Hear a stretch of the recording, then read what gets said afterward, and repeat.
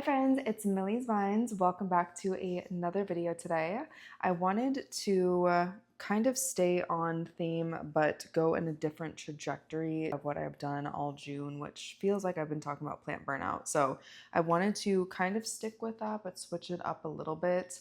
I have scaled back my collection a little bit. I'm very happy with the display of my plants. Today though, I wanted to talk about if I was to restart my plant collection, what would I bring with me? And I'm not sure why this is a topic that I have found interesting in the past couple weeks, but I feel like I hopefully am coming to a close with my apartment, like living in an apartment era, and hopefully we'll be moving into a home here soon. And I feel like I've been thinking a lot about how I'd want to display plants in a home, knowing that I'd have a little bit more space and can get a little bit more creative with it. So, yeah, I've just been thinking about if I had to restart, who would come with me and who might I leave behind. So, in no shape or form does it mean that I don't love all 50, 60, 70 plants that I have. I love each and every single one of them. But if I had to pick, these would be the 10. So if you guys are interested, stay tuned. And if you are new here, hello, welcome. I would love if you subscribed. To all of my current subscribers, thank you guys so much. I am so thankful for the small little YouTube community that I have here, and I can't wait to continue to grow it. Also, I just wanted to share this. I am like a big cacti and succulent girl, and I don't know if there are many of you out. I mean, there are many of you out there. I just don't know how many will be watching this video, but I just got the Plant Rescuers book on cacti and succulents. I am like 30 pages in, and it is just a tremendous book so far. And she's wrote it in terms that are very easy to digest. You don't have to be like a horticultural studied up person to understand this book, and I'm really excited. So I just wanted to throw that in. I have told myself when I finish this book, I will get myself a new cactus, and I just want to throw that in there because I feel like this is a place that I would be able to share those things. Not many people in my life are interested about me reading a book on succulents. So just wanted to share it here. It's an amazing book, and if you are interested, I've already learned so much, and I'm only like a sixth of the way through. So I had to throw that in there, but let's get into the video. So if you guys have been watching my videos for a little bit, some of these might not surprise you. You probably already have a couple assumptions of what would be in my top 10, but I want to start with something that you might not have guessed. So this is my Peruvian apple cactus, which needs to be watered. And I can't really describe why. No, I can describe why I love this plant so much. I think the terracotta pot is amazing. The pairing is so good. Top rock, so good. And to be honest, I love the adulation of this guy. I do. He looks wonky, he looks funky, and I just feel like I can imagine in a home, like stacked with 3 other plants, like a medium-sized one, a small one. I just feel like that would be so cool in like a corner display or something. Like I just have a future vision for this plant, and it's so odd, and I just love the color of it too. Like it's such a rich dark green. It almost has like a blue undertone to it, and it's also spineless, right? Okay, it's not completely spineless. There is still that protruding spine coming out of the areole.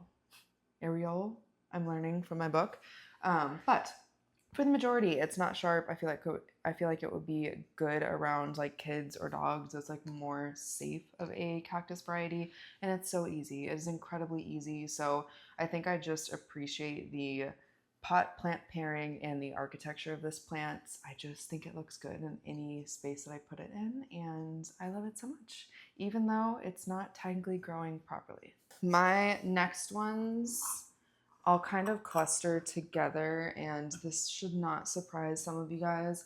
I am a Ripalis fanatic. I am addicted. The second that I got my first one, I knew that it was going to be a long-term problem for me. I love everything about these plants. When they get bigger and they start to trail and they like bush out, I just think this is the craziest little guy I've ever seen in my life, and I love it so much. They flower as well, which is so fun. They're really easy, and I don't know, they're so unique. I love it when they get bigger and bolder, and yeah, the fact that they are so cool and they have their own like unique growth pattern. It's probably my favorite genus, to be honest, and I only have 2 in my collection so far. I cannot wait to have the Paradoxa. The Paradoxa is something that I need, and I have like the notifications on Steve's leaves when they drop, and I got the email. I was like 30 minutes behind and they had already sold out. So if you guys have any other websites where you know where I can get a Paradoxa, please let me know because I need it. I need it in my life. But I just love these. I think they are the coolest plants. They look so cool in any pot ever.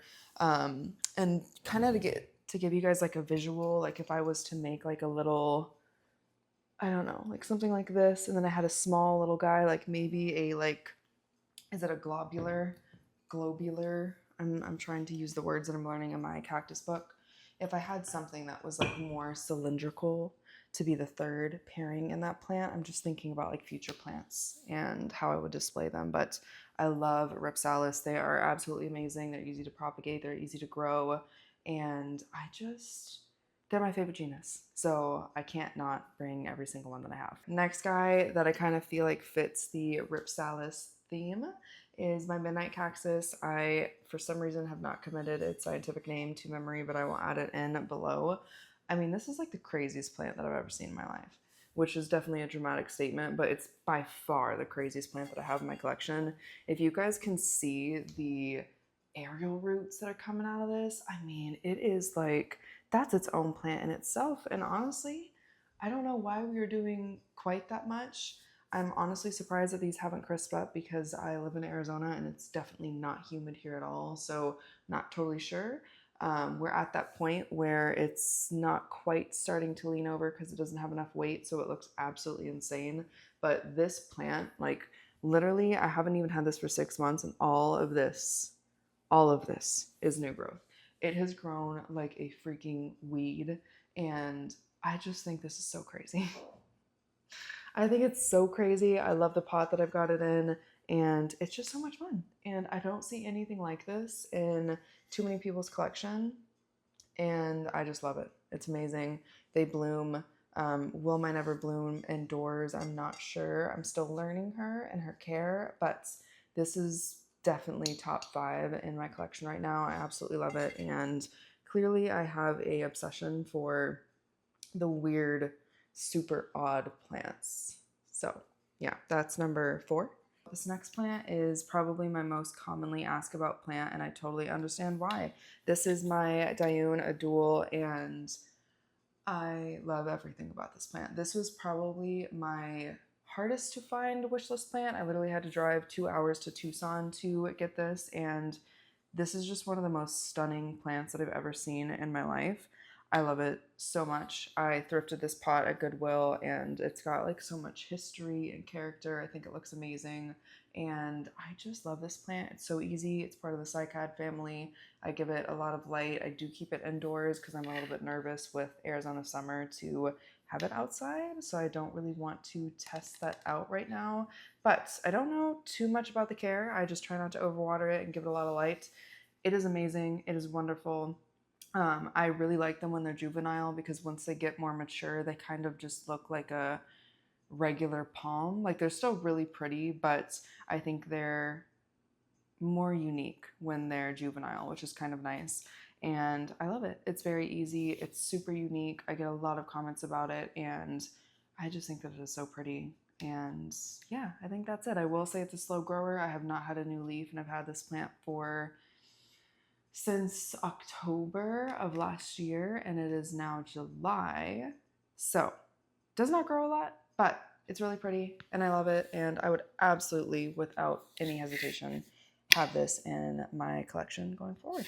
Next, we have my Euphoria White Ghost. I love this plant so much. I've had this plant for a couple years. I think either February of 2022 or February of 2023.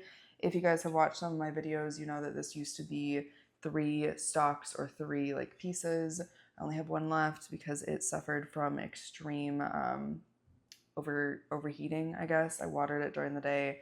It overheated throughout and it rotted from the inside out, which is really sad. But this guy remains, and I just love it. I love this plant. A lot of people struggle with Euphoria White Ghost because probably the lack of chlorophyll in it. Mine, knock on wood, grows pretty well. I don't have wood nearby, so we're just gonna pretend like I did. But mine grows well. I don't have too many issues with it. I water it probably like every week and a half to 2 weeks, sometimes a little bit more in the summer, less in the winter.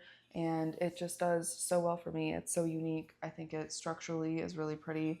I need to get a new pot for it because I'm not in love with the pot that it's in right now. But yeah, she's so pretty. And this was a wish list plant back in like 2020 when I first started. So I am always happy to have her in my collection. And I would definitely bring her with me. I think she'll look so pretty on any patio, like I don't know, I'm imagining like a light tan stuccoed wall. Like she would be really pretty sat right up in front. Same thing with my Peruvian apple cactus. If I did like a little triage of different cacti, I think it'd be really pretty. So she would be coming with me. This one should not surprise you at all, but this is my Hoya Linearis. I mean, I've talked about this plant so much that I don't even know what else there is to say.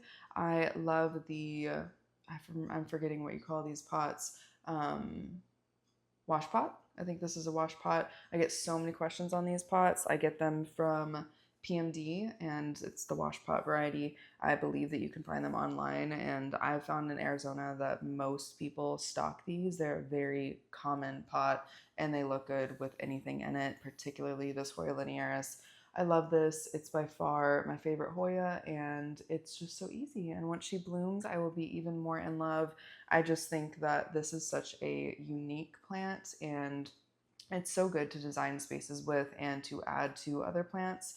I feel like it doesn't necessarily have to compete when you pair it with other plants because it is so interesting. It's got like the texture, it's got the long dainty leaves, and it really can just stand out in its own on its own wherever it's placed. So I love her for that. And Hoyas are so easy. This guy's so easy, and I just feel like I will never not have a Linearis in my collection. I just have to have her. My last two, I'm just going to put pictures in because they're too big to move. My Hoya Crimson Princess, I believe. It is hanging in my bedroom, and it is wonderful. It is the biggest Hoya that I have by far. It's trailing. It has not bloomed for me yet, but I think it is so pretty as a hanging plant because it has so much color and just structure to it again. I am a very big structure person. I'm learning when it comes to plants. I really like things that have their own growth pattern and can kind of just like stand on their own. So that one would definitely be coming with me. She is so easy, and it takes years and years and years for Hoyas to get that big. I think that's one of the first plants that I had in my collection. I probably got it, earliest was like 2021, but I've probably had it since 2020. So we are going on 5 years of growth, and I love that plant. It is so easy, and I just think it's a little bit more unique than like a trailing pothos or like a philodendron. So I love that plant, and I would not want to lose her because it has taken a long time to grow her to that size. The last one, and I think a lot of you guys will guess this one, so I wanted to leave it for last, is my monkey tail cactus. I will never not be in love with that plant. It is insane, that cactus, and that, along with my Dune Adul, was probably like top 2 wishlist plants in my collection, and I love it so much. It's so easy. I'm waiting for it to bloom. Once it blooms, I will just be so content. I will be so content. I did take cuttings of my monkey tail cactus, and I have not had any like new shoots come off from those cuttings, so I am waiting on that. But it is currently summer. I'm expecting it to grow a whole lot, and it's so easy. It's so unique, and I love it, and it just is so cool. Like, it doesn't matter if it's sitting by itself or if it's paired with other cacti. It is so cool, and it holds its own, and I love it. So I think that is it for today's video. I hope you guys enjoyed. I'd be interested to know if you guys have a top 10 or a top 5. Like, what is one plant that you guys would never be able to not have in your collection?